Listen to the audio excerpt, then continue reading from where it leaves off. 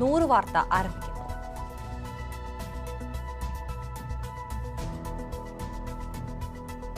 സംസ്ഥാനത്ത് ഒരു കോവിഡ് മരണം കൂടി. കണ്ണൂരിൽ അതീവ ഗുരുതരാവസ്ഥയിലായിരുന്ന എക്സൈസ് ഉദ്യോഗസ്ഥൻ മരിച്ചത് പ്ലാത്തൂർ സ്വദേശി സുനിൽ. കളമശ്ശേരി പോലീസ് സ്റ്റേഷനിലെ സിവിൽ പോലീസ് ഓഫീസർക്ക് കോവിഡ്. കണ്ണൂരിൽ കോവിഡ് നിരീക്ഷണത്തിലായിരുന്ന സൈനികൻ ബൈക്ക് അപകടത്തിൽ മരിച്ചു. കണ്ണൂർ നഗരത്തിൽ 2 മണി മുതൽ സമ്പൂർണ്ണ ലോക്ക്ഡൌൺ.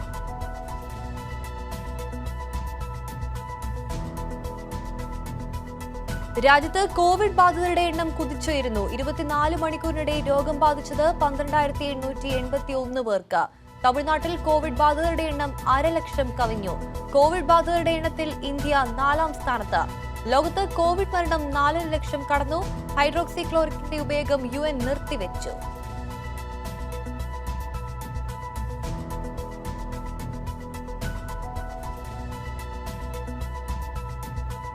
കൽക്കരിപ്പാടങ്ങൾ സ്വകാര്യ മേഖലയ്ക്ക് തീരെഴുതി കേന്ദ്ര സർക്കാർ. 41 കൽക്കരിപ്പാടങ്ങൾ വാണിജ്യ ആവശ്യങ്ങൾക്കായി വിട്ടുകൊടുക്കുമെന്ന് പ്രധാനമന്ത്രി. പ്രതിസന്ധി അവസരമൊരുക്കുമെന്ന് മോദി. രാജ്യത്ത് ഇന്ധനവില വീണ്ടും കൂട്ടി. കഴിഞ്ഞ 12 ദിവസം കൊണ്ട് ഡീസലിനും പെട്രോളിനും വർദ്ധിപ്പിച്ചത് 7 രൂപയോളം.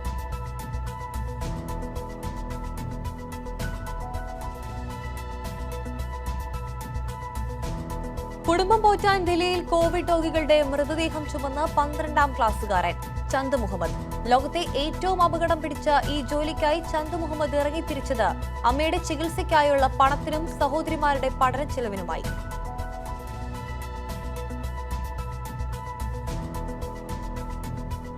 ഇന്ത്യ ചൈന മേജർ തല ചർച്ച വീണ്ടും ആരംഭിച്ചു. അതിർത്തി കടന്നുള്ള ചൈനീസ് പ്രകോപനമുണ്ടായാൽ തിരിച്ചടിക്കാൻ അനുമതി. 15,000 സൈനികരെ ലഡാക്കിലെ അതിർത്തി മേഖലകളിൽ വിന്യസിച്ചു. വീരജവാന്മാർക്ക് വിട നൽകി രാജ്യം.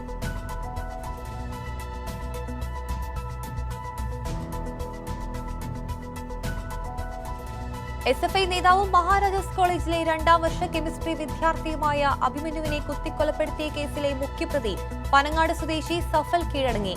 കേസിലെ 10ാമത്തെ പ്രതിയാണ് സഫൽ. അഭിമന്യുവിനെ കുത്തിവീഴ്ത്തിയത് സഫലാണ്. പോപ്പുലർ ഫ്രണ്ട് SDPI പ്രവർത്തകനാണ് സഫൽ. എറണാകുളം ജില്ലാ കോടതിയിലാണ് കീഴടങ്ങിയത്.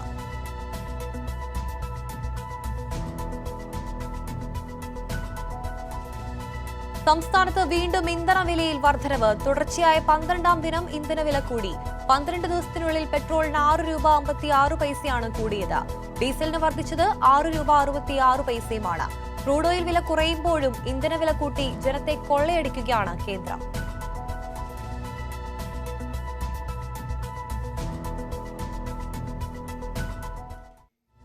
കോവിഡ് മാനദണ്ഡം ലംഘിച്ച് തിരുവനന്തപുരത്ത് യൂത്ത് ലീഗ് മാർച്ച്. MK മുനീറിന്റെ നേതൃത്വത്തിലാണ് നിയമലംഘനം. പ്രവർത്തകരെ കൂട്ടം കൂടിച്ച് മുനീറിന്റെ പ്രസംഗം.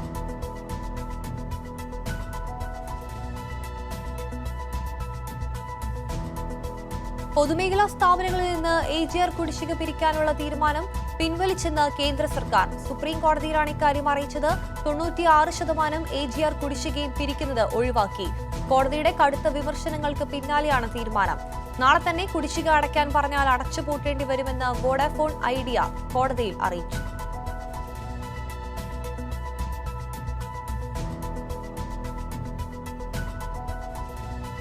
തിരുവനന്തപുരത്ത് ഹോട്ട്സ്പോട്ടായ കാട്ടാക്കടയിൽ നിയന്ത്രണം ശക്തമാക്കി ജില്ലാ ഭരണകൂടം. അതേസമയം നഗരത്തിലെ ഭക്ഷണ വിതരണ കേന്ദ്രങ്ങളിൽ ശക്തമായ പരിശോധന നടത്താൻ ഒരുങ്ങി നഗരസഭയും പോലീസും. കോവിഡ് മാനദണ്ഡങ്ങൾ പാലിക്കാത്ത ഹോട്ടലുകൾക്കെതിരെ ശക്തമായ നടപടിയെടുക്കുമെന്ന് അധികൃതർ.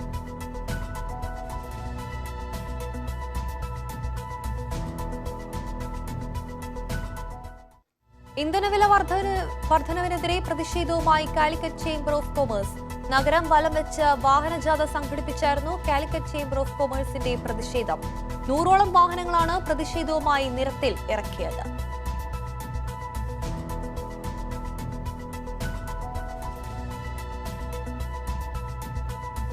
ഓൺലൈൻ പഠന സൗകര്യമില്ലാത്തവർക്ക് പഠനമുറി ഒരുക്കി നൽകി കനൽ സാംസ്കാരിക വേദി. തിരുവനന്തപുരം പാലോട് കേന്ദ്രമാക്കി പ്രവർത്തിക്കുന്ന കനൽ സാംസ്കാരിക വേദിയാണ് ടെലിവിഷൻ ഉൾപ്പെടെയുള്ള സൗകര്യങ്ങളുമായി പഠനമുറി ഒരുക്കിയത്. 6 പഠനമുറികളാണ് ആദ്യഘട്ടത്തിൽ വിവിധ സ്ഥലങ്ങളിലായി തയ്യാറാക്കിയത്. ജില്ലാ പഞ്ചായത്ത് പ്രസിഡന്റ് VK മധു പഠനമുറി ഉദ്ഘാടനം ചെയ്തു. പാലാട്ടി മുൻകാല DYFI പ്രവർത്തകരുടെ കൂട്ടായ്മയാണ് കനൽ സാംസ്കാരിക വേദി.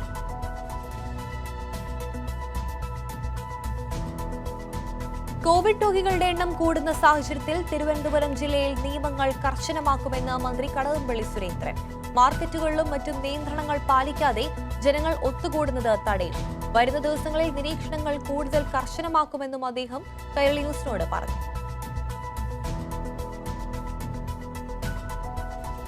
വിവിധ കേന്ദ്ര സർക്കാർ ഓഫീസുകളിലായി 100-ലേറെ ഉദ്യോഗസ്ഥർക്ക് കോവിഡ് ബാധിച്ചു. നിരവധി ജീവനക്കാരെ നിരീക്ഷണത്തിലാക്കി. കൃഷിഭവൻ, ശാസ്ത്രിഭവൻ, നിർമ്മാൺ ഭവൻ, റെയിൽ ഭവൻ എന്നിവിടങ്ങളിലാണ് ഉദ്യോഗസ്ഥർക്ക് കോവിഡ് ബാധിച്ചത്.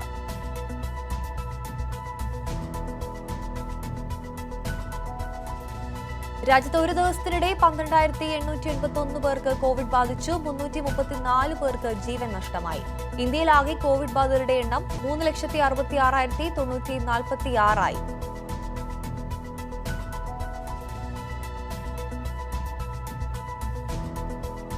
കിഴക്കൻ ലഡാക്കിലെ ചൈനീസ് മുന്നേറ്റത്തെക്കുറിച്ച് രഹസ്യാന്വേഷണ ഏജൻസികൾക്ക് മുന്നറിയിപ്പ് നൽകിയിരുന്നതായി വിവരം.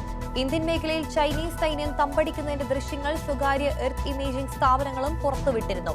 പക്ഷേ നയതന്ത്ര തലത്തിൽ പ്രശ്നം പരിഹരിക്കപ്പെടുമെന്നായിരുന്നു കേന്ദ്ര സർക്കാരിന്റെ പ്രതീക്ഷ. അതേസമയം ഇന്ത്യയുമായുള്ള സംഘർഷത്തിന് ശേഷം ചൈനീസ് ഭാഗത്ത് വലിയ ആൾനാശം ഉണ്ടായെന്ന് സൂചിപ്പിക്കുന്ന സാറ്റലൈറ്റ് ദൃശ്യങ്ങളും പുറത്തുവന്നു. പൊതുഗതാഗത മേഖലയിൽ പുതിയ മുന്നേറ്റം സൃഷ്ടിച്ചുകൊണ്ട് മാതൃകാ സുരക്ഷാ ഇടനാഴി തയ്യാറായി. റോഡുകൾ വിശാലമായാൽ മാത്രം പോരാ, അവ സുരക്ഷിതമായി യാത്ര പ്രദാനം ചെയ്യുന്നവ കൂടി ആയിരിക്കണമെന്ന കാഴ്ചപ്പാടിന്റെ ഭാഗമായാണ് സേഫ് കോറിഡോർ ഡെമോൺസ്ട്രേഷൻ പ്രൊജക്ട് എന്ന മാതൃകാ പദ്ധതി നടപ്പിലാക്കിയത്. ഭിന്നശേഷിക്കാർക്ക് മുച്ചക്ര വാഹനം വിതരണം ചെയ്ത് കോഴിക്കോട് കാരശ്ശേരി ഗ്രാമപഞ്ചായത്ത്. പഞ്ചായത്ത് സാമൂഹിക നീതി വകുപ്പും കാരശ്ശേരി ഗ്രാമപഞ്ചായത്തും സംയുക്തമായാണ് മുച്ചക്ര വാഹനം വിതരണം ചെയ്തത്. ഇതിനുവേണ്ട ഗുണഭോക്താക്കളെ പഞ്ചായത്തിൽ നിന്നുമാണ് തിരഞ്ഞെടുത്തത്. 5 മുച്ചക്ര വാഹനങ്ങളാണ് ആദ്യഘട്ടം എന്ന നിലയ്ക്ക് വിതരണം നടത്തിയത്. കാരശ്ശേരി ഗ്രാമപഞ്ചായത്ത് president V K Vinod Fousiya സർക്കാർ പറമ്പിന് താക്കോൽ നൽകിക്കൊണ്ട് ഉദ്ഘാടനം നിർവഹിച്ചു. കൊച്ചി ധനുഷ്കോടി ദേശീയപാതയിൽ വീണ്ടും മലയിടിച്ചിൽ. മൂന്നാർ ഗ്യാപ് റോഡിലാണ് വൻതോതിൽ മലയിടിഞ്ഞത്. മഴക്കാലം എത്തിയതോടെ ജൂൺ 5 മുതൽ ഗ്യാപ് റോഡ് വഴിയുള്ള ഗതാഗതം നിരോധിച്ചിരിക്കുകയാണ്.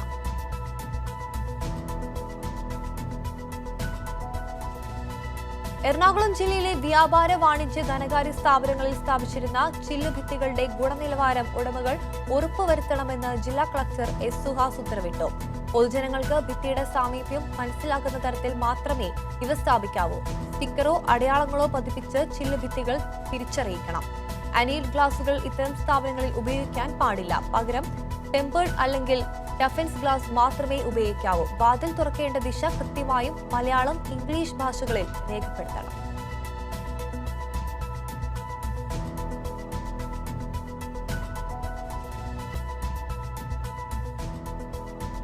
കോവിഡ് മാനദണ്ഡങ്ങൾ പാലിക്കാത്ത യൂത്ത് കോൺഗ്രസ് പ്രതിഷേധ സമരം. തിരുവനന്തപുരം PSC ആസ്ഥാനത്താണ് സാമൂഹിക അകലം പാലിക്കാതെ യൂത്ത് കോൺഗ്രസ് സമരം സംഘടിപ്പിച്ചത്.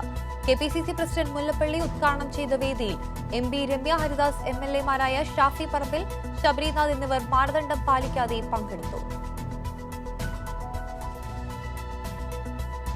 കോട്ടയം ജില്ലാ പഞ്ചായത്ത് പ്രസിഡന്റ് സ്ഥാനം സംബന്ധിച്ച തർക്കം Kerala Congress M Joseph group steering committee ചർച്ച ചെയ്യും. പ്രസിഡന്റ് സ്ഥാനം രാജിവെക്കാൻ ജോസ് കെ മാണി വിഭാഗം തയ്യാറാകാത്ത സാഹചര്യത്തിൽ സ്വീകരിക്കേണ്ട നടപടികളാണ് ശനിയാഴ്ചത്തെ സ്റ്റിയറിംഗ് കമ്മിറ്റി ചർച്ച ചെയ്യുക. കോൺഗ്രസും UDF-ലെ മറ്റ് ഘടകകക്ഷികളും ഇടപെട്ടിട്ടും ജോസ് അയഞ്ഞിട്ടില്ല. ഇതോടെ മുന്നണിയിൽ ആകെ അനിശ്ചിതത്വം തുടരുകയാണ്.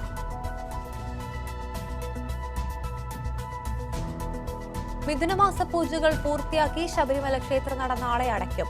ദീപാരാധന, അത്താഴപൂജ എന്നിവയ്ക്ക് ശേഷം 7:30-ന് ഹരിവരാസനം പാടിയാണ് അടയ്ക്കുക.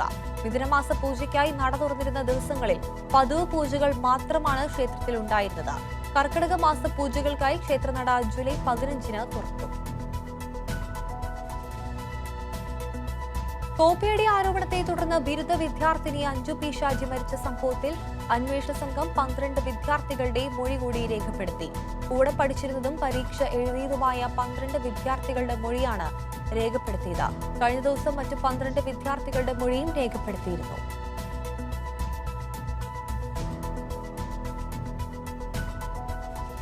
ഉത്തരയെ കൊലപ്പെടുത്താൻ ഭർത്താവ് സൂരജ് ഉപയോഗിച്ച മൂർഖൻ പാമ്പിനെ പാമ്പുപിടുത്തക്കാരൻ ചാവർക്കോട് സുരേഷ് ആറ്റിങ്ങലിന് സമീപം ആലങ്കോട് വഞ്ചൂരിലെ ഒരു പുരയിടത്തിൽ നിന്ന് പിടിച്ചതാണെന്ന് വനംവകുപ്പ് കണ്ടെത്തി. മൂർഖനെ പിടിച്ച പുരയിടത്തിൽ പ്രതികളെ എത്തിച്ച് തെളിവെടുത്തു. പാമ്പിനെ പിടിക്കാൻ ഉപയോഗിച്ച ഉപകരണങ്ങൾ സുരേഷിന്റെ വീട്ടിൽ നിന്നും കണ്ടെടുത്തു.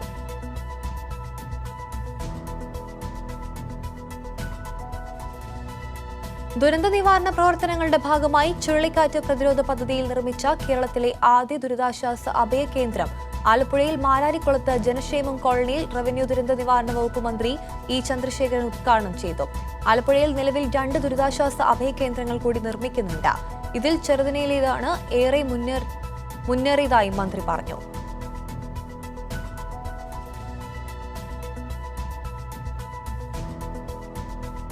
കോട്ടയത്ത് BJP പ്രവർത്തകർ കോൺഗ്രസിൽ ചേർന്നു. കോട്ടയം ചിറക്കടവ് പഞ്ചായത്തിലാണ് BJP പ്രവർത്തകരായിരുന്നവർ കോൺഗ്രസിൽ അംഗത്വം നൽകിയത്. യുവമോർച്ച പ്രവർത്തകരായിരുന്ന 5 പേരാണ് കോൺഗ്രസിൽ ചേർന്നത്. ആന്റണി MP ഇവർക്ക് അംഗത്വം നൽകി.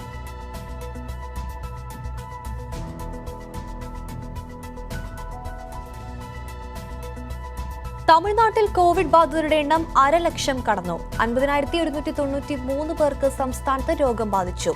ദില്ലിയിൽ മരണനിരക്ക് ഉയരുന്നു. ആദ്യമായി രാജ്യത്ത് പുതിയ രോഗികളുടെ എണ്ണം 12,000 കടന്നു. കോവിഡ് മരണം 12,237 അതേസമയം വിവിധ കേന്ദ്ര സർക്കാർ ഓഫീസുകളിലായി 100-ലേറെ ഉദ്യോഗസ്ഥർക്കും കോവിഡ് ബാധിച്ചു.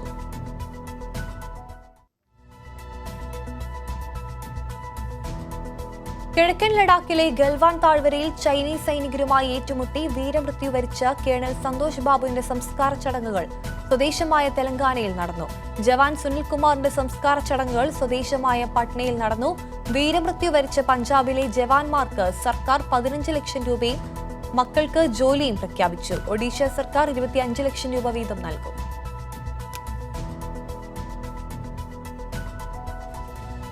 കാസർഗോഡ് തൃക്കരിപ്പൂരിൽ വഖഫ് സ്വത്തുക്കൾ ചട്ടവിരുദ്ധമായാണ് വിൽപ്പന നടത്തിയതെന്ന് വ്യക്തമായി.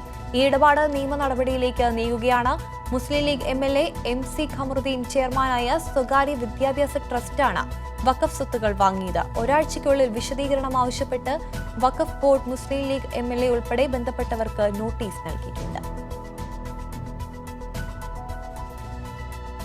മലപ്പുറം കാളിക്കാവ് ചക്കിക്കുഴി ഫോറസ്റ്റ് സ്റ്റേഷനിലെ വാഹനം ദുരുപയോഗം ചെയ്ത് താൽക്കാലിക ഡ്രൈവറെ പിരിച്ചുവിട്ടു. കാളിക്കാവ് സ്വദേശി സാദിഖിനെതിരെയാണ് നടപടിയെടുത്തത്. സുഹൃത്തുക്കളോടൊപ്പം ഇയാൾ ഫോറസ്റ്റ് സ്റ്റേഷനിലെ വനത്തിൽ ഉല്ലാസയാത്ര നടത്തിയെന്ന് കണ്ടെത്തിയതിനെ തുടർന്നാണ് നടപടി.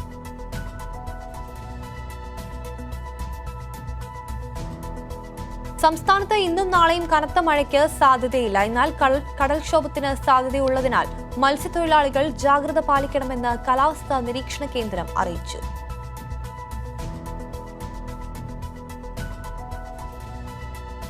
നാഷണൽ ടെസ്റ്റിംഗ് ഏജൻസി നടത്തുന്ന വിവിധ പരീക്ഷകൾക്കും UGC നെറ്റിനും ഓൺലൈൻ അപേക്ഷ സമർപ്പിക്കാനുള്ള തീയതി ഈ മാസം 30 വരെ നീട്ടിയതായി അറിയിച്ചു.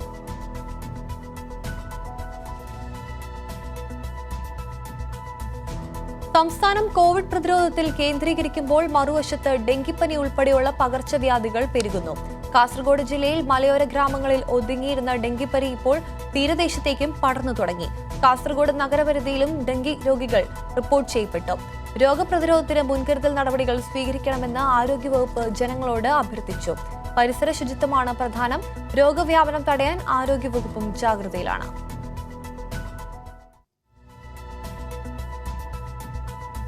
BJPക്ക് തലവേദനയായി ഇടുക്കി ജില്ലാ ഘടകത്തിൽ പൊട്ടിത്തെറി. ജില്ലാ സെക്രട്ടറി വിജയകുമാറിനെ പാർട്ടിയിൽ നിന്ന് പുറത്താക്കണമെന്നാവശ്യപ്പെട്ട് തൊടുപുഴ നഗരസഭാ കൌൺസിൽ ഗോപാലകൃഷ്ണൻ സംസ്ഥാന നേതൃത്വത്തിന് കത്തയച്ചു. നടപടി ഉണ്ടായില്ലെങ്കിൽ കൌൺസിലർ പദവി രാജിവെക്കുമെന്നാണ് ഗോപാലകൃഷ്ണന്റെ ഭീഷണി.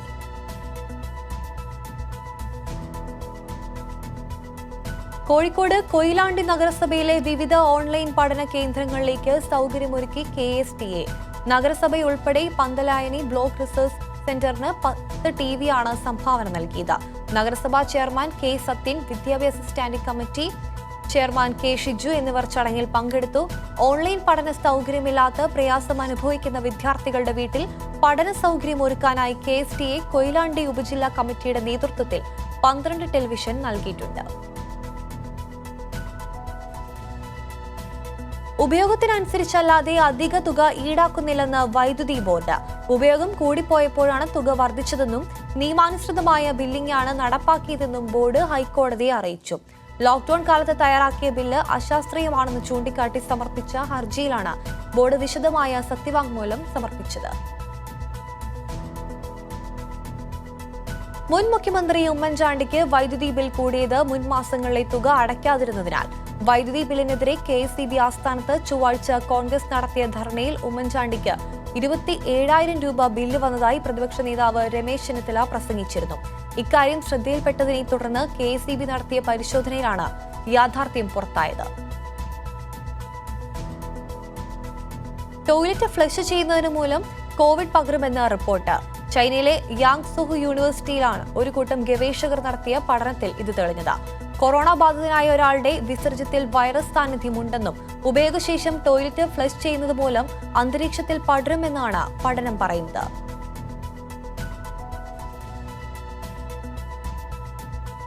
ആറ്റിങ്ങലിൽ ശുചീകരണ തൊഴിലാളി മരിച്ച നിലയിൽ കണ്ടെത്തി 2 ദിവസം പഴക്കമുള്ള നിലയിലാണ് മൃതദേഹം കണ്ടെത്തിയത്. കടക്കാവൂർ റെയിൽവേ സ്റ്റേഷന് സമീപത്തെ വാടകമുറിയിൽ നിന്നാണ് മൃതദേഹം കണ്ടെത്തിയത്. ബി അജയ്കുമാറാണ് മരിച്ചത്. വിഷക്കായ കഴിച്ചാണ് അദ്ദേഹം മരിച്ചത്. ഇന്നലെ രാത്രി 9 മണിയോടെയാണ് മൃതദേഹം കണ്ടെത്തിയത്. ആറ്റിങ്ങൽ നഗരസഭ സാനിറ്റൈസേഷൻ വർക്കാണ് അജയ്കുമാർ ചെയ്യുന്നത്. സഞ്ചാര നിയന്ത്രണത്തിൽ ഭാഗികമായ ഇളവുകൾ നൽകിയ അബുദാബി സർക്കാർ. അബുദാബിയിൽ നിന്ന് പുറത്തേക്ക് പോകുന്നതിന് ഇനി പ്രത്യേക അനുമതി വേണ്ട. അബുദാബിയിലേക്ക് തിരിച്ചു വരുന്നതിന് പോലീസ് വെബ്സൈറ്റിൽ നിന്ന് മൂവിംഗ് പെർമിറ്റ് എടുക്കണം. തൊഴിലാളികൾ അബുദാബിയിലേക്ക് വരുന്നതിനും പോകുന്നതിനും മുൻപുള്ള വിലക്ക് തുടരുമെന്നും അധികൃതർ അറിയിച്ചു. കുവൈറ്റിലെ ജനജീവിതം സാധാരണ നിലയിലേക്ക് കൊണ്ടുവരുന്നതിന്റെ ഭാഗമായി രാജ്യത്ത് നിലനിൽക്കുന്ന കർഫ്യൂവിൽ ഇളവ് വരുത്തുന്നത് സംബന്ധിച്ച നിർണായക തീരുമാനങ്ങൾ കൈക്കൊള്ളാനുള്ള മന്ത്രിസഭാ യോഗം ഇന്ന് വൈകുന്നേരം ചേരും. കൂടിയ തോതിൽ രോഗം റിപ്പോർട്ട് ചെയ്യപ്പെടുകയും എന്നാൽ ഇപ്പോൾ രോഗികളുടെ എണ്ണം കുറയുകയും ചെയ്ത ചില പ്രദേശങ്ങളിൽ ലോക്ഡൌണിൽ ഇളവ് നൽകുന്നത് യോഗം പരിഗണിക്കും.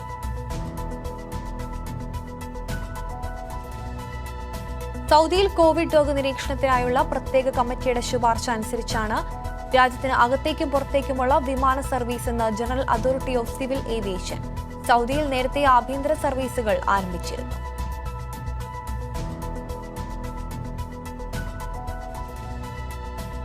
ദുബായിൽ കുട്ടികളുടെ അവകാശങ്ങളെയും കർത്തവ്യങ്ങളെയും കുറിച്ച് അവബോധമുണ്ടാക്കുന്നതായി ദുബായ് പോലീസ് പുറത്തിറക്കിയ ഗെയിം ആപ്ലിക്കേഷന് വലിയ സ്വീകാര്യതയെന്ന് അധികൃതർ.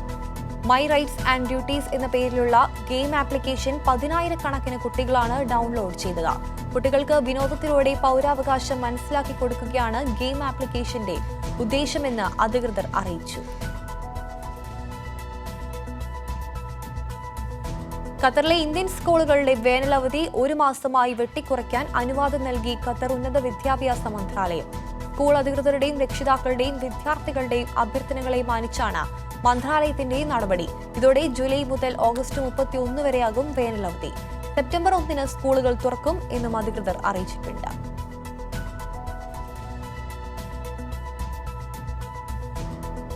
ഒമാനിൽ സുപ്രീം കമ്മിറ്റിയുടെ തീരുമാനം വരുന്ന മുറയ്ക്ക് പ്രവർത്തനം പുനരാരംഭിക്കാനുള്ള എല്ലാ ഒരുക്കവും പൂർത്തിയായതായി ഒമാൻ വിമാനത്താവള കമ്പനി. സുരക്ഷിത യാത്ര ഉറപ്പുവരുത്തുന്നതിനായി എല്ലാവിധ സുരക്ഷാ നടപടികളും ഏർപ്പെടുത്തിയിട്ടുണ്ട്. രോഗവ്യാപനം സാധ്യത പൂർണ്ണമായും ഒഴിവാക്കാൻ ലക്ഷ്യമിട്ടുള്ള സംവിധാനങ്ങളിൽ സെൽഫ് സർവീസിനാണ് പ്രാമുഖ്യം നൽകിയിട്ടുള്ളതെന്ന് ഒമാൻ വിമാനത്താവള കമ്പനി അറിയിച്ചു. കുവൈറ്റിലെ പ്രവാസികൾക്ക് താമസരേഖ പുതുക്കുന്നതിനും താൽക്കാലിക വിസയിലുള്ളവർക്ക് സാധാരണ വിസയിലേക്ക് മാറുന്നതിനും ഓൺലൈൻ സംവിധാനം പ്രവർത്തനക്ഷമമായി സർക്കാർ അറിയിച്ചു. സ്പോൺസർമാർക്ക് അവരുടെ തൊഴിലാളികളുടെ വിസ പുതുക്കാനും ആശ്രിത വിസയിലുള്ളവർക്ക് തങ്ങളുടെ കുടുംബത്തിന്റെ താമസരേഖ പുതുക്കാനും ഇതുവഴി സാധിക്കും.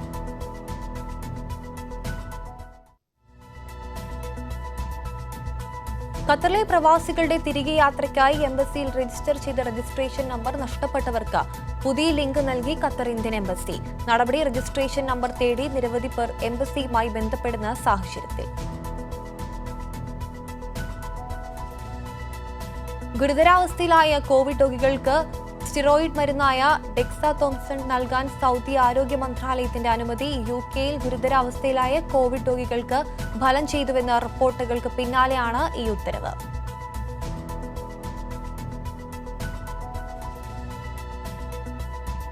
ട്വീറ്റുകളുടെ വിഭാഗീയത പ്രചരിപ്പിച്ചതിന് പ്രമുഖ ബ്ലോഗറെ ഒമാൻ കോടതി ജയിൽ ശിക്ഷയ്ക്ക് വിധിച്ചു. വർഗീയതയ്ക്ക് പ്രേരിപ്പിക്കുക, രാജ്യദ്രോഹം പ്രചരിപ്പിക്കുക, ജനങ്ങൾക്കിടയിൽ വിദ്വേഷം പ്രചരിപ്പിക്കുക തുടങ്ങിയ കുറ്റങ്ങളാണ് പ്രതിക്കെതിരെ ചുമത്തിയിരിക്കുന്നത്. ദേശീയ ഐക്യത്തിന് ഹാനികരമാകുന്ന തരത്തിൽ സാമൂഹ്യ മാധ്യമങ്ങളിൽ വരുന്ന അതിക്രമങ്ങൾ നിരീക്ഷിക്കുന്നത് തുടരുമെന്ന് പബ്ലിക് പ്രോസിക്യൂഷൻ മുന്നറിയിപ്പ് നൽകി.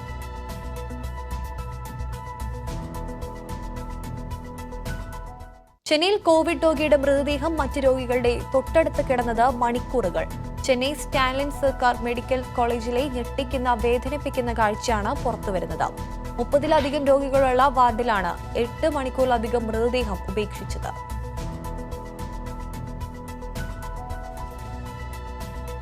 മണിപ്പൂരിൽ സർക്കാരിന് തിരിച്ചടി. 3 BJP MLA-മാർ കോൺഗ്രസിൽ, 6 MLA-മാർ പിന്തുണ പിൻവലിച്ചു.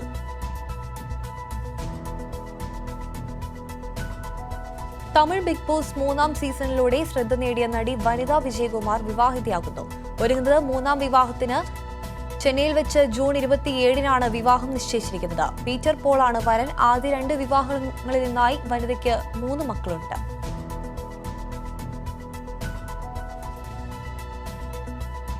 ജമ്മു കാശ്മീരിലെ അവന്തിപുരിയിലുണ്ടായ ഏറ്റുമുട്ടലിൽ സുരക്ഷാ സേന ഒരു തീവ്രവാദിയെ വധിച്ചു. അവന്തിപുരി ലിമീജ് പാൻപോറിൽ കഴിഞ്ഞ രാത്രിയാണ് ഏറ്റുമുട്ടലുണ്ടായത്. പ്രദേശത്തെ വീട്ടിൽ തീവ്രവാദികൾ ഒളിഞ്ഞിരിക്കുന്നതായി രഹസ്യ വിവരം കിട്ടിയതിനെ തുടർന്ന് പോലീസും കരസേനയും സംയുക്തമായ തെരച്ചിൽ നടത്തുകയായിരുന്നു.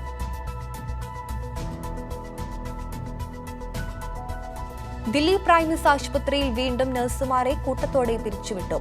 പ്രതിഷേധ സമരം നടത്തിയത് 8 നഴ്സുമാരെ കൂടിയാണ് പിരിച്ചുവിട്ടിരിക്കുന്നത്. ഇതിൽ 7 പേരും മലയാളികളാണ്. പ്രതിഷേധം നടത്തിയതിന്റെ പേരിൽ ഇന്നലെ 3 മലയാളി നഴ്സുമാർക്ക് പിരിച്ചുവിടൽ കത്ത് നൽകിയിരുന്നു.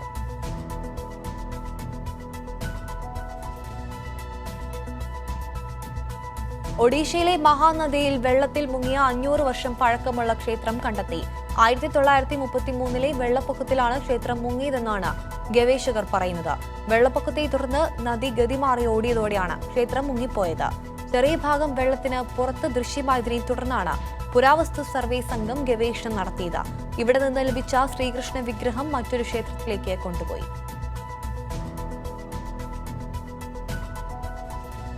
മഹാരാഷ്ട്രയിൽ കൊറോണ വ്യാപനം വർദ്ധിക്കുന്നു. 3307 പേർക്കാണ് സംസ്ഥാനത്ത് പുതിയതായി രോഗബാധ സ്ഥിരീകരിച്ചത്. ഇതോടെ മഹാരാഷ്ട്രയിലെ രോഗബാധിതരുടെ എണ്ണം 1,16,752 ഉയർന്നു. 24 മണിക്കൂറിനിടെ 114 പേരാണ് വൈറസ് ബാധിച്ച് മരിച്ചത്. 5651 പേർക്ക് രോഗബാധയെ തുടർന്ന് സംസ്ഥാനത്ത് ഇതുവരെ ജീവൻ നഷ്ടപ്പെട്ടിട്ടുണ്ടെന്നും ആരോഗ്യ മന്ത്രാലയത്തിന്റെ കണക്കുകൾ വ്യക്തമാക്കുന്നു.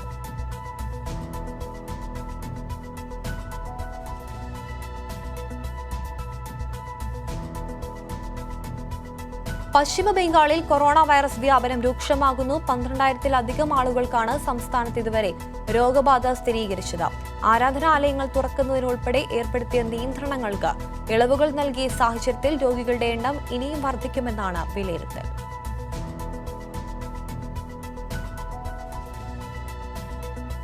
തമിഴ്നാട് മുഖ്യമന്ത്രി എടപ്പാടി കെ പളനിസ്വാമിയുടെ സീനിയർ പ്രൈവറ്റ് സെക്രട്ടറി കോവിഡ് ബാധിച്ച് മരിച്ചു.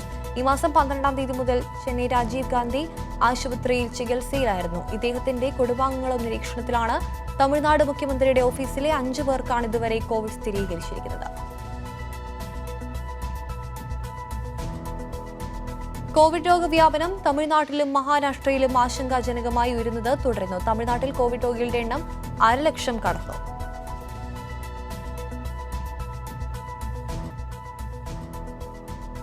UN രക്ഷാസമിതിയിലേക്ക് ഇന്ത്യ 8ാം തവണയും എതിരില്ലാതെ തെരഞ്ഞെടുക്കപ്പെട്ടു. അടുത്ത 2 വർഷത്തേക്കാണ് ഇന്ത്യക്ക് അംഗത്വം ലഭിക്കുക.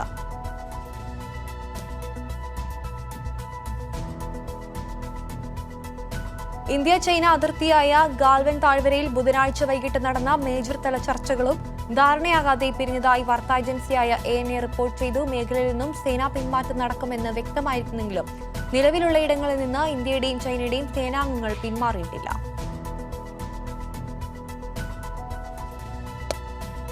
ദുബായിൽ കോവിഡ് നിയന്ത്രണങ്ങളിൽ ഇന്നു മുതൽ കൂടുതൽ ഇളവുകൾ പ്രഖ്യാപിച്ചു. പ്രായമായവർക്കും 12 വയസ്സിൽ താഴെയുള്ള കുട്ടികൾക്കും ഏർപ്പെടുത്തിയിരുന്ന സഞ്ചാര നിയന്ത്രണമാണ് നീക്കിയത്. ഇന്നു മുതൽ എല്ലാ പ്രായത്തിലുള്ളവർക്കും പൊതുസ്ഥലങ്ങളിലും ഷോപ്പിംഗ് മാളുകളിലും വ്യാപാര സ്ഥാപനങ്ങളിലും പോകാം. കുവൈറ്റ് പാർലമെന്റ് അംഗത്തിന് കോവിഡ് സംശയത്തെ തുടർന്ന് പാർലമെന്റിന്റെ മന്ദിരം അണുവിമുക്തമാക്കി. തുടർന്ന് നടത്തിയ പരിശോധനയിൽ പാർലമെന്റ് അംഗത്തിന് കോവിഡ്-19 സ്ഥിരീകരിച്ചതായി ദേശീയ അസംബ്ലി സ്പീക്കർ മർസൂഖ് അലി അൽഗാനി അറിയിച്ചു. പാർലമെന്റ് ജനറൽ സെക്രട്ടേറിയറ്റ് നിർദ്ദേശിച്ച നിയന്ത്രണങ്ങളും പ്രതിരോധ നടപടികളും പാലിക്കണമെന്ന് എല്ലാ അംഗങ്ങളോടും സ്പീക്കർ അഭ്യർത്ഥിച്ചു.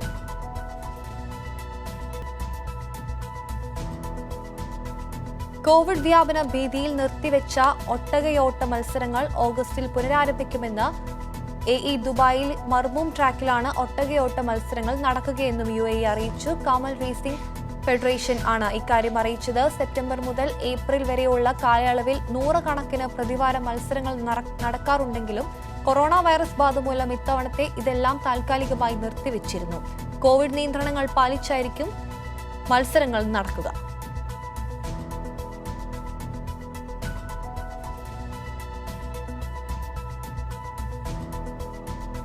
സൗദിയിൽ കൊറോണ വ്യാപനം തടയുന്നത് മുൻകരുതൽ പ്രതിരോധ നടപടികൾ ലംഘിക്കുന്ന നീതിന്യായ മന്ത്രാലയ ഉദ്യോഗസ്ഥർക്കെതിരെ ശിക്ഷാ നടപടികൾ സ്വീകരിക്കാൻ മന്ത്രാലയം തീരുമാനിച്ചു. ഇക്കാര്യം അറിയിച്ച് മന്ത്രാലയത്തിന് കീഴിലെ മുഴുവൻ വകുപ്പുകൾക്കും ഡിപ്പാർട്ട്മെന്റുകൾക്കും സർക്കുലർ അയച്ചു. മുൻകരുതൽ പ്രതിരോധ നടപടികൾ ലംഘിക്കുന്നവർക്കെതിരെ ആഭ്യന്തര മന്ത്രാലയം സ്വീകരിക്കുന്ന ശിക്ഷാ നടപടികൾക്ക് പുറമെയാണ് നീതിന്യായ മന്ത്രാലയം സ്വന്തം നിലയ്ക്ക് ശിക്ഷകൾ ബാധകമാക്കുന്നത്.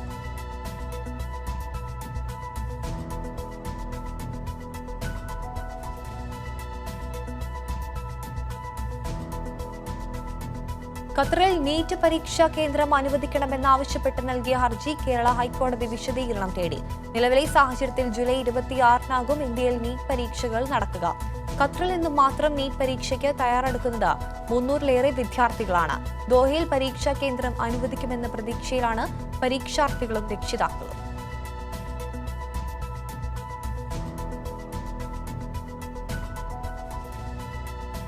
ജിദ്ദയിൽ മത്സ്യ മാർക്കറ്റ് ജിദ്ദ നഗരസഭ അടപ്പിച്ചു. കോവിഡ് വ്യാപനം തടയുന്ന മുൻകരുതൽ പ്രതിരോധ നടപടികൾ പാലിക്കാത്തതിനും മറ്റു നിയമലംഘനങ്ങൾക്കുമാണ് മാർക്കറ്റ് അടപ്പിച്ചത്. മാർക്കറ്റിൽ നടത്തിയ പരിശോധനയിൽ മത്സ്യ മാർക്കറ്റിൽ ശാരീരിക അകലം പാലിക്കാതെ ഉപഭോക്താക്കൾക്ക് കൂട്ടം ചേർന്ന് നിൽക്കുന്നതായും ഉപഭോക്താക്കളുടെയും ജീവനക്കാരുടെയും ശരീര ഊഷ്മാവ് പരിശോധിക്കുന്നില്ലെന്നും മാസ്കുകളും കയ്യുറകളും ഉപയോഗിക്കുന്നില്ലെന്നും കണ്ടെത്തുകയായിരുന്നു. നിയമലംഘകർക്കെതിരെ ശിക്ഷാ നടപടികൾ സ്വീകരിക്കുമെന്ന് നഗരസഭാ അധികൃതർ അറിയിച്ചു.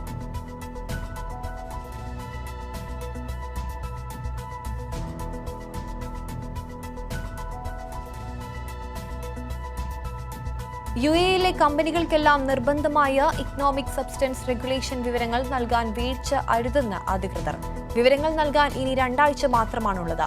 വാറ്റ് പോലെ തന്നെ UAE നടപ്പാക്കുന്ന ശക്തമായ സാമ്പത്തിക നടപടിയാണ് ESR. നിയമത്തിന്റെ പഴുതുകൾ ഉപയോഗിച്ച് നടത്തുന്ന നികുതി ഒഴിവാക്കൽ, കള്ളപ്പണം വെളുപ്പിക്കൽ തുടങ്ങിയവ തടയാനാണിത്. വിവരങ്ങൾ നൽകാതിരുന്നാൽ 1 ലക്ഷം മുതൽ 10 ലക്ഷം രൂപ വരെ പിഴ അടയ്ക്കേണ്ടി വരും.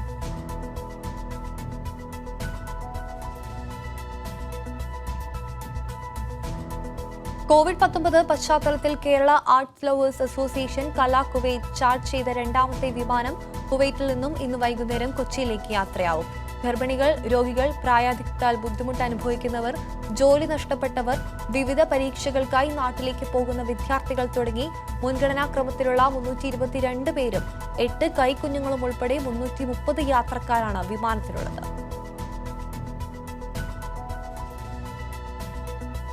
കോവിഡ് കനത്ത ആഘാതമേൽപ്പിച്ച അമേരിക്കയിൽ മരണസംഖ്യ 1-ാം ലോകയുദ്ധത്തിൽ മരിച്ച അമേരിക്കക്കാരുടെ എണ്ണത്തെ മറികടന്നു. 1,16,516 പേരാണ് 1-ാം ലോകയുദ്ധത്തിൽ മരിച്ചത്. എന്നാൽ കോവിഡ് ബാധിച്ച് മരിച്ചവരുടെ എണ്ണം 1,19,000 കടന്നു.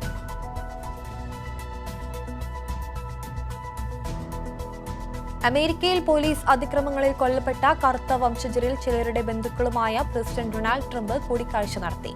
നിങ്ങളുടെ പ്രിയപ്പെട്ടവരുടെ മരണം വ്യഥാവാകില്ല എന്ന് ട്രംപ് പറഞ്ഞു. ഇവരുടെ വേദനയും ദുഃഖത്തിന്റെ ആഴവും തനിക്ക് ചിന്തിക്കാനാകാത്തതാണെങ്കിലും എല്ലാവർക്കും നീതിക്ക് വേണ്ടി പോരാടുമെന്ന് ഉറപ്പു നൽകുന്നതായും ട്രംപ് അറിയിച്ചു.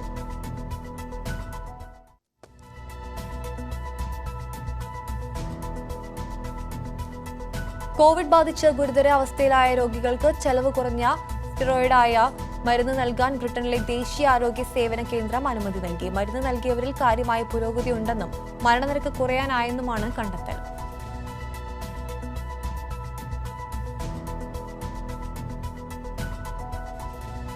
യുഎഇയിൽ ജൂൺ 23 മുതൽ സ്വദേശികൾക്കും പ്രവാസികൾക്കും വിദേശ യാത്രയ്ക്ക് അനുമതി നൽകി. ഏതൊക്കെ മേഖലയിലേക്കാണ് യാത്രയ്ക്ക് അനുമതി എന്ന കാര്യം പിന്നീട് പ്രഖ്യാപിക്കും. കോവിഡ് മുൻകരുതൽ നടപടികൾക്ക് അനുസൃതമായിരിക്കും യാത്ര.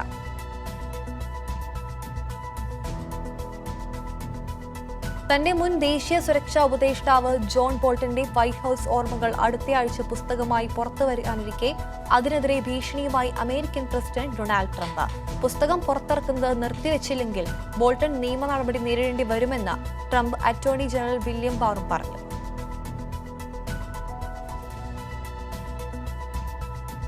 കോവിഡ് ബാധിച്ച് 2 മാസത്തോളം വെന്റിലേറ്ററിൽ കഴിഞ്ഞ യുവതിയുടെ ഇരട്ട ശ്വാസകോശം മാറ്റി പുതിയത് വെച്ചുപിടിപ്പിച്ചു. ഇന്ത്യൻ ഡോക്ടറായ അങ്കിത് ഭരതിന്റെ നേതൃത്വത്തിലായിരുന്നു ശസ്ത്രക്രിയ. ഷിക്കാഗോ നോർത്ത് വെസ്റ്റേൺ മെഡിസിനാണ് ശസ്ത്രക്രിയ സംബന്ധിച്ച് വാർത്ത പുറത്തുവിട്ടത്.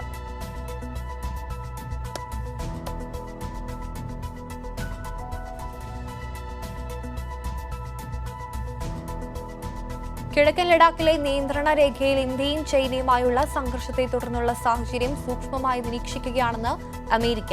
ഇരു രാജ്യങ്ങളും തമ്മിലുള്ള അഭിപ്രായ വ്യത്യാസങ്ങൾ ചർച്ചയിലൂടെ പരിഹരിക്കുമെന്നും പ്രതീക്ഷിക്കുന്നതായും സ്റ്റേറ്റ് ഡിപ്പാർട്ട്മെന്റ് വകുപ്പിലെ മുതിർന്ന ഉദ്യോഗസ്ഥൻ പറഞ്ഞു.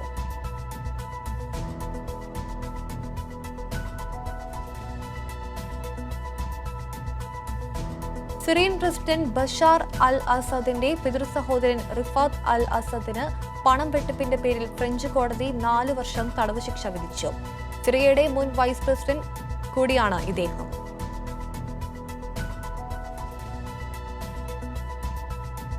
സംഘർഷം അവസാനിപ്പിക്കാൻ പ്രത്യേക പ്രതിനിധികളെ അയക്കാനുള്ള ദക്ഷിണ കൊറിയയുടെ നിർദ്ദേശം തള്ളി ഉത്തര കൊറിയ.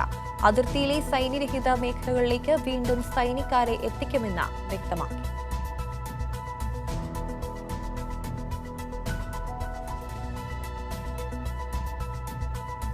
വിപണിയിൽ വ്യാപകമായി ലഭ്യമായ ഡെക്സാമെത്തസോൺ കോവിഡ് രോഗികളുടെ ജീവൻ രക്ഷിക്കാൻ ഏറെ പ്രയോജനപ്പെടുന്നതായി ബ്രിട്ടനിൽ നടത്തിയ പഠനം. വെന്റിലേറ്റർ സഹായവും ഓക്സിജൻ വിതരണവും ആവശ്യമായ രോഗികളിൽ ഈ മരുന്ന് പരീക്ഷിച്ചപ്പോൾ മരണനിരക്ക് കുറയ്ക്കാനായതായാണ് കണ്ടെത്തൽ.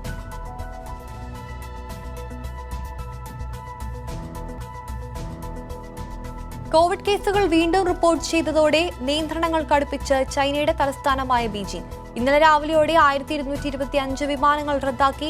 ബീജിംഗിലെ പ്രധാന വിമാനത്താവളങ്ങളിൽ നിന്ന് പുറപ്പെടുന്നതും എത്തിച്ചേരുന്നതുമായ വിമാനങ്ങൾ 70% വരും. ഇത് രാജ്യത്ത് കോവിഡിന്റെ 2ാം തരംഗമാണിതെന്ന് വിലയിരുത്തൽ. ഐക്യരാഷ്ട്രസഭ രക്ഷാസമിതിയിലേക്ക് ഇന്ത്യ എതിരില്ലാതെ തെരഞ്ഞെടുക്കപ്പെട്ടു. രക്ഷാസമിതിയുടെ സ്ഥിരാംഗമല്ലാത്ത രാജ്യമായിട്ടാണ് ഇന്ത്യയെ തെരഞ്ഞെടുത്തത്. 8ാം തവണയാണ് ഇന്ത്യ രക്ഷാസമിതിയിലേക്ക് എത്തുന്നത്. ഏഷ്യ പസഫിക് കാറ്റഗറിയിൽ നിന്നാണ് ഇന്ത്യയെ തെരഞ്ഞെടുത്തത്. ഈ മേഖലയിൽ നിന്ന് ഒരു രാജ്യങ്ങളും മത്സരിച്ചിരുന്നില്ല. അതുകൊണ്ട് തന്നെ ഇന്ത്യക്ക് കാര്യങ്ങൾ എളുപ്പമായി. 2021, 2022 വർഷങ്ങളിലേക്കാണ് തെരഞ്ഞെടുത്തിട്ടുള്ളത്.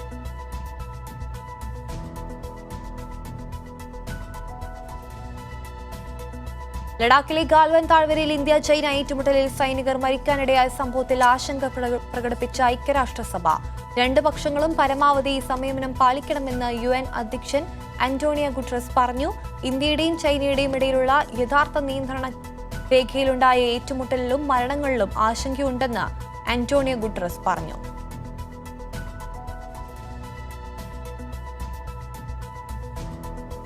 കോവിഡ് ചികിത്സയിൽ മരണനിരക്ക് 35% കുറയ്ക്കാൻ ഫലപ്രദമെന്ന് കണ്ട ഡെക്സാമെത്തസോൺ ഉപയോഗിക്കുന്നതിന് അംഗീകാരം നൽകിയതായി ആരോഗ്യ മന്ത്രാലയം അറിയിച്ചു.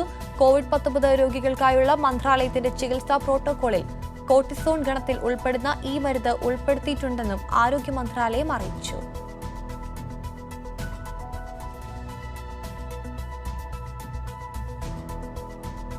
കൊറോണ വൈറസ് രക്ഷാപ്രവർത്തനം മികച്ച ഇറ്റലി രൂപകൽപ്പന ചെയ്യാനുള്ള അവസരമാണെന്ന് ഇറ്റലിയൻ പ്രധാനമന്ത്രി ഗുസീപ്പ കോണ്ടി.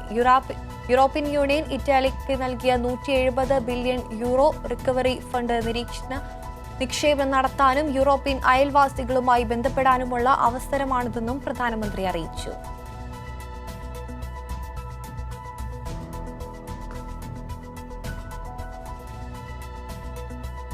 പ്രസിഡന്റ് തെരഞ്ഞെടുപ്പ് അടുത്തിരിക്കെ ട്രംപിനെ വിടാതെ പുസ്തക വിവാദങ്ങൾ. അമേരിക്കയുടെ മുൻ ദേശീയ സുരക്ഷാ ഉപദേശകൻ ജോൺ ബോൾട്ടനാണ് പുസ്തകം പ്രസിദ്ധീകരിക്കുന്നത്. പ്രസിദ്ധീകരണ നടപടികളുമായി മുന്നോട്ടു പോയാൽ ജോൺ നിയമ നടപടി നേരിടേണ്ടി വരുമെന്ന് പ്രസിഡന്റ് ഡൊണാൾഡ് ട്രംപ് അറിയിച്ചു.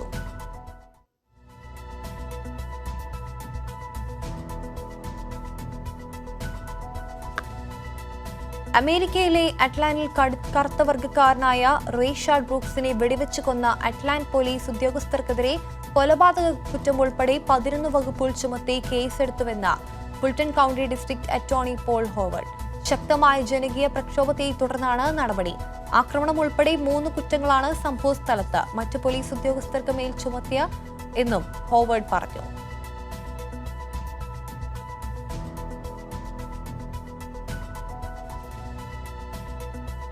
കൊറോണ വൈറസിൽ നിന്നും പ്രസിഡന്റ് വ്ളാഡിമിർ പുടിനെ രക്ഷപ്പെടുത്താൻ അണുനശീകരണ തുരങ്കം നിർമ്മിച്ച റഷ്യ. മോസ്കോയ്ക്ക് പുറത്തുള്ള വീട്ടിൽ ആരെങ്കിലും പുടിനെ സന്ദർശിക്കാനെത്തിയാൽ ഈ തുരങ്കത്തിലൂടെ കടന്നുപോകണമെന്ന് റഷ്യയുടെ ഔദ്യോഗിക വാർത്താ ഏജൻസിയായ RIA റിപ്പോർട്ട് ചെയ്തു. പെൻസ ആസ്ഥാനമായ റഷ്യൻ കമ്പനിയാണ് ഈ പ്രത്യേക തുരങ്കം നിർമ്മിച്ചത്. പുടിന്റെ ഔദ്യോഗിക വസതിയായ നോവോ ഒഗറിയോയിലാണ് ഇത് സ്ഥാപിച്ചിരിക്കുന്നത്. കോവിഡ് പശ്ചാത്തലത്തിൽ ഒമാനിൽ കുടുങ്ങിക്കിടക്കുന്നവരെ നാട്ടിലെത്തിക്കാൻ OICC ഒമാൻ നാഷണൽ കമ്മിറ്റി ഏർപ്പെടുത്തിയ ആദ്യ ചാർട്ടേഡ് വിമാനം വെള്ളിയാഴ്ച പുലർച്ചെ 4:30 മസ്കറ്റിൽ നിന്ന് കൊച്ചിയിലേക്ക് പുറപ്പെടുമെന്ന് OICC നാഷണൽ കമ്മിറ്റി അധ്യക്ഷൻ സിദ്ദിഖ് ഹസൻ.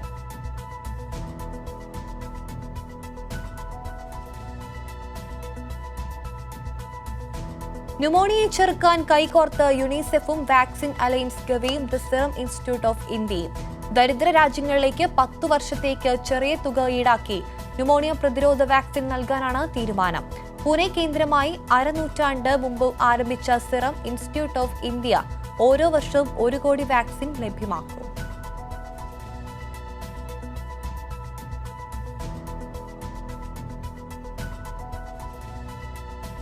വളർന്നുവരുന്നവരെ മുളയിലെ നുള്ളുന്ന സംഘമുണ്ടെന്നുള്ള നടൻ നീരജ് മാധവന്റെ പരാമർശത്തിനെതിരെ പ്രതികരണവുമായി ചലച്ചിത്ര പ്രവർത്തകർ രംഗത്ത്. സംവിധായകൻ കമലും നിർമ്മാതാവ് ഷിബു ജി സുശീലിനുമാണ് പ്രതികരണവുമായി രംഗത്ത് വന്നത്. പണ്ടുകാലത്ത് ഇത്തരത്തിലുള്ള അനുഭവം മലയാള സിനിമയിൽ കൂടുതലായിരുന്നെന്നും എന്നാൽ ഇപ്പോൾ സിനിമ വളരെ സൗഹാർദ്ദപരമാണെന്നും കമൽ പ്രതികരിച്ചു.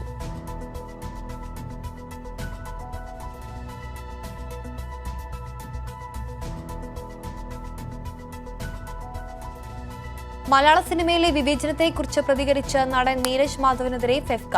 മലയാള സിനിമയിൽ മുളയിലെ നുള്ളുന്നവരുണ്ടെന്ന പരാമർശം ആരൊക്കെ ഉദ്ദേശിച്ചാണെന്ന് നീരജ് വ്യക്തമാക്കണം. അങ്ങനെയുള്ളവരെ ഒഴിവാക്കാൻ ഒപ്പം നിൽക്കും. നീരജിന്റെ ഫേസ്ബുക്ക് പോസ്റ്റിൽ സ്ത്രീവിരുദ്ധ പരാമർശമുണ്ടെന്നും FEFKA general secretary B Unnikrishnan പറഞ്ഞു.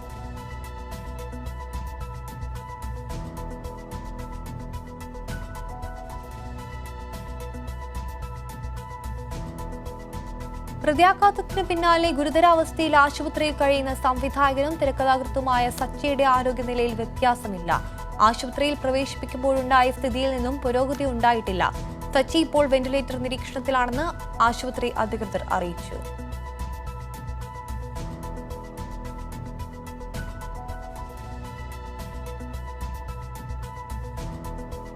ചൈനയുമായി ബന്ധമുള്ള 52 മൊബൈൽ ആപ്ലിക്കേഷനുകൾക്കെതിരെ മുന്നറിയിപ്പുമായി രാജ്യത്തെ രഹസ്യ അന്വേഷണ ഏജൻസികൾ.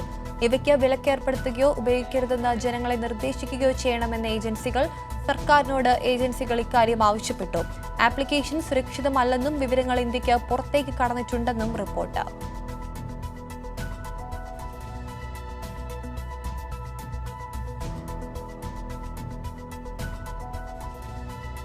ലോകവിപണിയിലെ രാജ്യാന്തര ശക്തികളുമായി മത്സരിക്കുന്നതിന് ഇന്ത്യക്ക് മുന്നേറാൻ കഴിയുമെന്ന് ബിസിനസ് മേഖലയിലെ വിദഗ്ധർ. ഇതിന് ശരിയായ സർക്കാർ ആനുകൂല്യങ്ങളും ധനസഹായവും ലഭിക്കുകയാണെങ്കിൽ ഇത് പ്രാവർത്തികമാകും. ചൈനയ്ക്ക് പകരമായി കുറഞ്ഞ ചെലവിൽ ഉയർന്ന സാങ്കേതിക ടെലികോം ടെക്നോളജി ഉപകരണ വിതരണക്കാരായ ഇന്ത്യക്ക് മാറാൻ കഴിയുമെന്നും ബിസിനസ് വിദഗ്ധർ പറഞ്ഞു.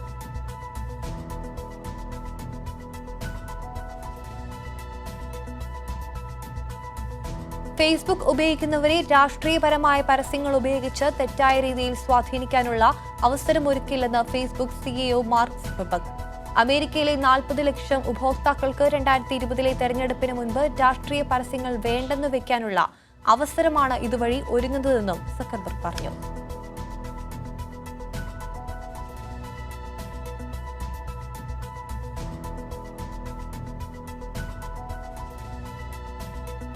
ഇന്ത്യൻ ഫുട്ബോൾ ടീം മുൻ ക്യാപ്റ്റൻ IM വിജയന് പത്മശ്രീ നാമനിർദ്ദേശം. ഓൾ ഇന്ത്യ ഫുട്ബോൾ ഫെഡറേഷനാണ് IM വിജയനെ പത്മശ്രീ പുരസ്കാരത്തിന് ശുപാർശ ചെയ്തത്. രാജ്യത്തെ 4ാമത്തെ വലിയ സിവിലിയൻ പുരസ്കാരമാണിത്. 2003 IM വിജയന് അർജുന പുരസ്കാരം ലഭിച്ചിരുന്നു. വിജയന്റെ പേര് പത്മശ്രീ പുരസ്കാരത്തിനായി ആഭ്യന്തര മന്ത്രാലയത്തിന് അയച്ചതായി അറിയിച്ചു. ചാമ്പ്യൻസ് ലീഗ് ഫുട്ബോൾ മത്സരങ്ങൾ ഓഗസ്റ്റ് 7-ന് പുനരാരംഭിക്കുമെന്ന് UEFA. Quarter final, semi final home and away ആയിരിക്കില്ല. പകരം നോക്കൌട്ട് അടിസ്ഥാനത്തിലായിരിക്കും ഇത്. എല്ലാ മത്സരങ്ങളുടെയും വേദി പോർച്ചുഗലിലെ ലിസ്ബൺ ആയിരിക്കും. 100 ദിവസങ്ങൾക്ക് ശേഷം പ്രീമിയർ ലീഗിൽ 2ാം സ്ഥാനക്കാരായ മാഞ്ചസ്റ്റർ സിറ്റിക്ക് തകർപ്പൻ ജയം. സ്വന്തം മൈതാനത്ത് ആഴ്സണലിന് എതിരില്ലാതെ 3 ഗോളുകൾക്കാണ് സിറ്റി പരാജയപ്പെടുത്തിയത്.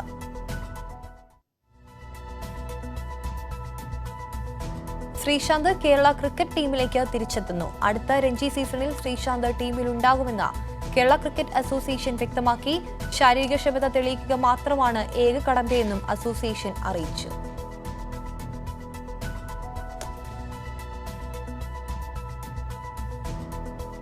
100 വാർത്ത പൂർണ്ണമാവുന്നു. നമസ്കാരം.